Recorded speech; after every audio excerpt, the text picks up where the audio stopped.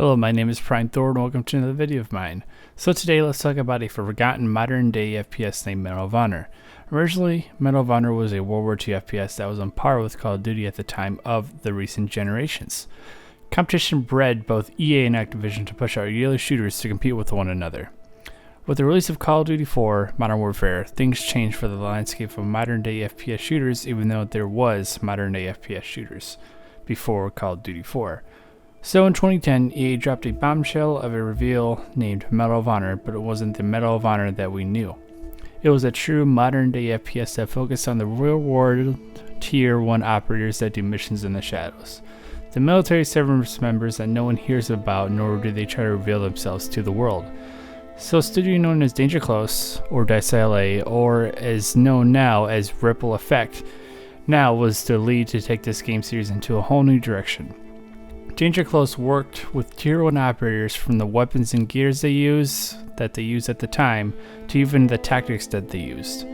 With Medal of Honor released in October of 2010, there was mixed reviews, but there was also a niche audience that loved the game.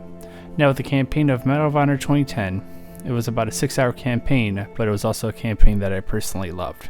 From the way the operators felt, of being real-world brothers in arms, to the way the guns felt. The campaign made you travel mainly over the Middle East to take out a modern-day terrorist group.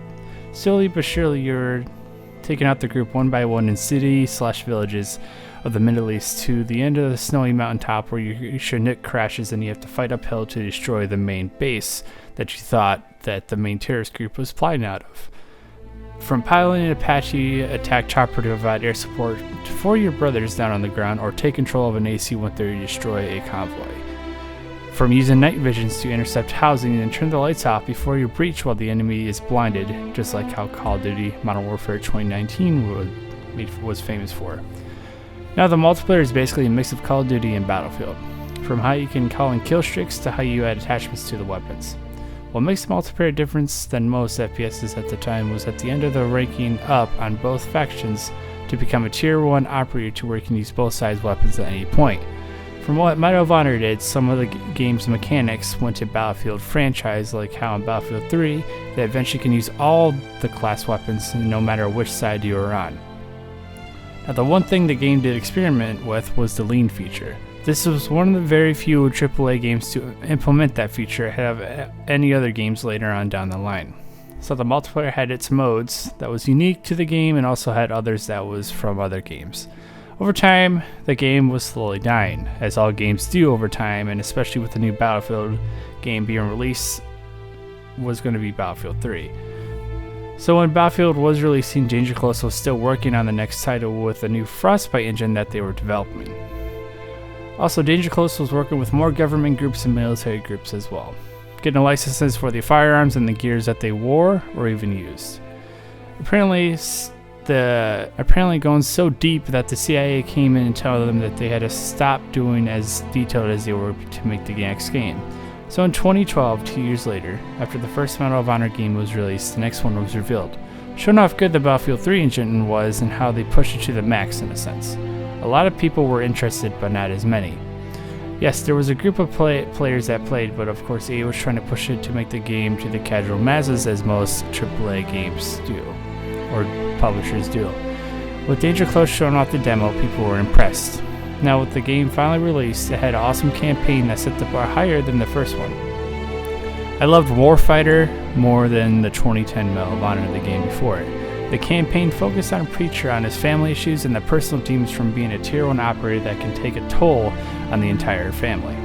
From being captured to assaulting the real leader of the terrorist group that they've been dealing with since the first game, the campaign ends on a funeral of one of their brothers that you've been with since the day one that died. The game did a great job, and I'm proud of what Danger Close Studios or Ripple Effect now did. Now with the multiplayer for Warfighter introduced the fire team buddy system, and where every team had 2 people that was always together out of the entire team. The kill streaks was even more intense, and also the frostbite destruction was in full effect. The guns had licenses part, which was awesome to customize your gun the way you like it from the gun system that you currently do. A lot of people remember in Modern Warfare of 2019.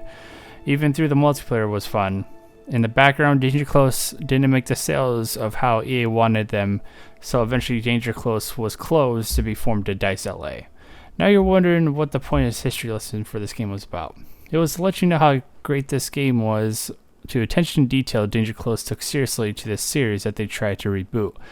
Danger Close made an underrated FPS that still holds to this day graphically and core fundamentally.